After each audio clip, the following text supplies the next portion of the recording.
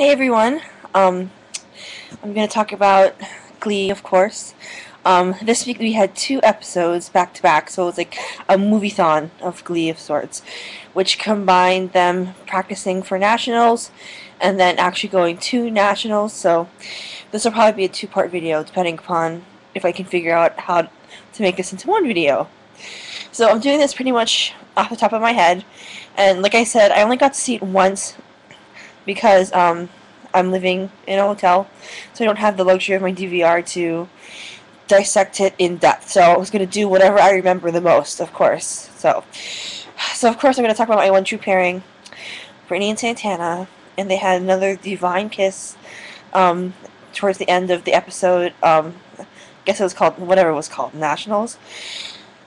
But we could start off with the fact that they finally addressed the fact that they have totally ignored the talent that is Jen Ushkowitz, and like they were self-deprecating humor about it, like in the voiceover that I think Ian Brennan still does, like saying how she hasn't had a storyline since she was a gothic vampire, which turned into like mod 60s, into God knows what she's supposed to be channeling now. So anyway, I was so happy to see a Tina-centric episode because, you know, she is going to be the only girl left. Presuming that Britney graduates, which I doubt they're going to even... I have a feeling they're just going to let Britney flunk out just to keep her on there. And then that'll be a way for Santana to be tied in somehow. So that's the cliffhanger. How is Santana going to... What's going to happen between her and Britney? If Britney ends up flunking out, which apparently it looks like that's what's going to happen. And Santana got that scholarship at University of Louisville for cheerleading, which I don't really see. She's more going to be in New York, I think, with hopefully Rachel and Finn, and like they'll do their little spin-off, I guess.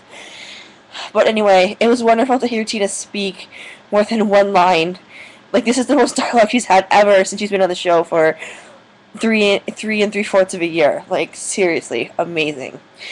I was kind of distracted because I wasn't going to troll Tumblr and look at the spoilers, but I did, and then everybody was talking about the kiss, so I was trying to anticipate when it was going to happen. It looked like they won something, so I assumed it was after they won Nationals. But, like I said, I'm going to be missing a lot of stuff because I couldn't really go in depth into how much I wanted to. So anyway, I mean, I thought it was like hysterical, the fact that like Tina like conks her head and then she ends up being Rachel, and you know, the whole switcheroo, and like I thought that was brilliant. Like, it's funny to see like how the other actors are reinterpreting what they see their friends doing, like the way that Britney ended up being Mercedes, like, and then Artie, the weirdest one was Naya Rivera being Artie, and like then Artie being Santana. Like, that was hysterical, complete with the ponytail, no less, right? So then that would mean that Mercedes, who is now Britney, and Artie, who is Santana, were together, which was, oh, they're I mean, I wish you could have seen more of it. Like, it was only like a couple of minutes of you know, it could have really gone on. They could have done a whole show with like that. Like, that would have been hysterical. Like, seeing them act out how they think the actors are acting those characters. Does that make sense? Like, their interpretation of what they see them doing for the past 4 years. Like, that was hysterical. And like the outfits, and they were like even more outlandish than usual because they're trying to exaggerate who they were in Tina's head space. Oh god, it was so good. So I'm looking forward to rewatching that episode for sure. So then we can move on to Nationals, which, I mean, I don't understand how inconsistent these writers are. Like, so, correct me if I'm wrong, but we had sectionals, obviously, in the fall, right? So it wasn't supposed to be sectionals, regionals, then nationals, and I don't know, I'm off with the whole time frame continuum, and all I know is they're supposed to have nationals and then graduation and then supposedly the wedding, or whatever, whoever's gonna get married, whatever, you know, like, so the time frame's all messed up. And then last year they made it such a huge deal that they were going to New York, you know, they're like all these different competitions, and like they were in Lincoln Center, and then this year it's in Chicago and there's only 3 teams competing, like, and one of them is from Ohio. Like, 2 of them are from Ohio, like Rinky Dink, Ohio, not like a powerhouse like LA or Boston or New York. So I feel like, you know, the writers really just need to be more consistent. I mean, this episode was written by, who wrote it? I saw, I think it was Ali Alder, maybe? Or not Marty Noxon.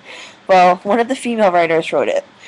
And I liked how they seamlessly jumped from the end of the first hour to the second hour, where they went straight on like the bus going to nationals, and then we got to see them in Chicago, so supposedly fake Chicago. The only real thing that said Chicago was that stupid mug that Finn bought to break when they do the hopa, whatever, for Jewish, like breaking the glass or whatever. So, you know, it went pretty smoothly, and you know, New Directions was going to win only by the sheer thought that, hey, it's their show, and B, they sang 3 songs versus everybody else probably only singing 1 to 2 songs. So you knew it was inevitable that they were going to win, because this is most of the seniors last year, but nonetheless, I still thoroughly enjoyed all of the performances. I love they still did the Trouble Toads number, thank goodness, and then they threw in the other girls, Quinn and Tina. And can I just say, Quinn must have, like, the best physical therapist in the world, to go from barely being able to stand on heels, no less, at prom the week before, to now doing a dance number. Like, Lord, that whole wheelchair, like, they shouldn't even have done that storyline. Like, that was just, I mean, I feel bad. Like, why do they not know what to do with Diana Agron? Like, Quinn is a great character, and they've, like, murdered her character so many times. Like, whatever. It's obvious that Diana's going to move on from this and not come back next year, because she's going to Yale. So she's pretty much done, and probably Mercedes will be done too. That's what it seems like, from what I'm gathering. But it just pisses me off, because Diana Agron's amazing. Like, and so is Amber Riley. At least they, like, and they messed up Amber's storyline too. It's like, for 2 years she had no boyfriend, then she got a boyfriend, and then she got with Sam, and then she felt bad because she cheated with Sam. She didn't really cheat with Sam. And then she had no boyfriend because she had to work on herself. She worked on herself for the first 2, like, years of the show. Like, give her a freaking boyfriend. Okay, off my soapbox. What else can I talk about? I don't even, like, know where that thread was going. But anyway, so we do know for a fact that, you know, Chris Colfer signed on, Leah Michelle, Corey, and Naya will definitely be back in some capacity next year. We don't really know the status of everybody else. However, it's anticipated, like I said, that Diana's not going to come back, and Amber's not going to come back. We don't really know about Puck. Who else is graduating? Brittany, they're just dangling out there. So, I don't know about that, how they're going to handle the ending. According to Naya and Heather, you know, they don't really have a nice, tied up in a bow kind of ending. Like, they end in a sweet way. So, we could try to figure out what that means. In my head, I think it means that Brittany does end up flunking out, I guess. Well, there's 2 scenarios. She does end up flunking out, and Satana decides to stay to help her, to make sure she passes. So she'll just stay local until she can get with Brittany. And then my other idea is that by some miracle, Brittany passes, and then they just go off to Tribeca, you know, off to Tribeca somehow with the rest of the gang who's going to New York. I just really don't. It boggles my mind how they think that we're stupid. Like, they're like, well, you know, Brittany, you're failing, so as you need to show that you're a good senior class president. Like, dude, if this is talking about real time, these kids would have already had their applications done, A. B, they'd know where they're going next year. Like, they make it act like, you know, here we go, here's an application you submitted, boom, we know. No, like, unrealistic. Oh, I know it's Glee World, and they're very unrealistic with many things, but when they get realistic, it's like, dude, really? Like, it's so inconsistent. It bothers the shit out of me.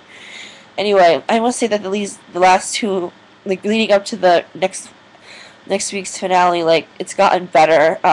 Ian wrote, not Ian, fuck, what's his name? Not Ian. Ryan Murphy, sorry. Ryan Murphy wrote, I believe, the first episode. So that was a little awkward, I think, just because Glee was written prior to the season solely by Ryan, Ian, and Brad Falchuk.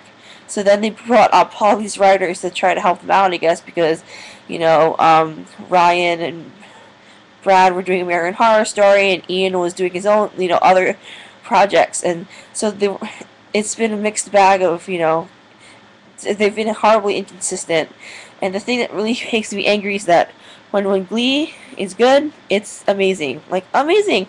And then when it's bad, it's really bad. It's like, there's no happy middle ground. It's like they can't do just great all the time.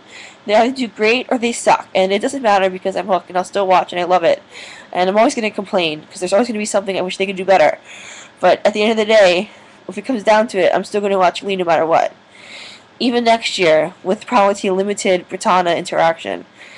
So anyway, so next week, I'll stop rambling now, because now I'm just rambling about nothing. Except, I must say that, I saw all the gifs that people had posted of, you know, Britney and Santana's really cute dip kiss, or whatever. That's what I'm calling it, the Britannia dip kiss.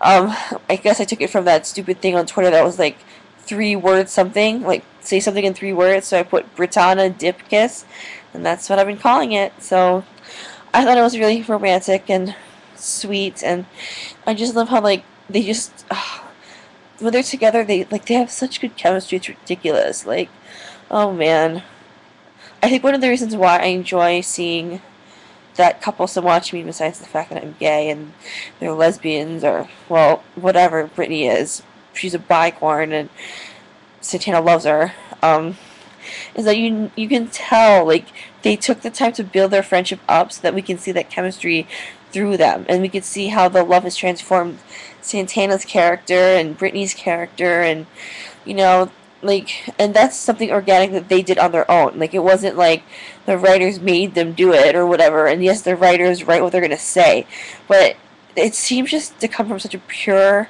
place, their relationship, like, pure, and like, it's like just that first love, that all that excitement and everything that it brings, you know. So I think they're just awesome people, and I feel like if ever in one day in a million years I get to run into them, like, I just feel like they'd be like such down to earth people. They seem like it, like they'd be really fun to hang out with. I mean, that whole cast really does seem like, but I just feel like Naya and Heather, like, they're like best friends. They'd like go hang out and do shit together. Like I'd be like, dude, can I be your friend, please? No, you know, I'm kind of losing my mind here. It's pretty late, but anyway. I'm looking forward to, oh, sad, next week's graduation episode. So we're going to see how things are going to wind down for the McKinley graduates. They posted a sneak peek video up of them performing in the choir room for the one last time.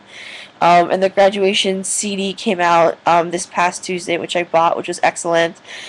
Which made me realize they hadn't been doing that lately, like releasing the CDs as often. So maybe they think that the money-making machine of GLEE is winding down a little bit, because they haven't been topping iTunes that often. But at any rate, it's very cute. They did like a cute little yearbook scrapbook thingy in it. But anyway, I'm gonna say good night, people, and I'll talk to y'all after the finale next Tuesday. Alright? Take care. Peace out, home slices. Bye.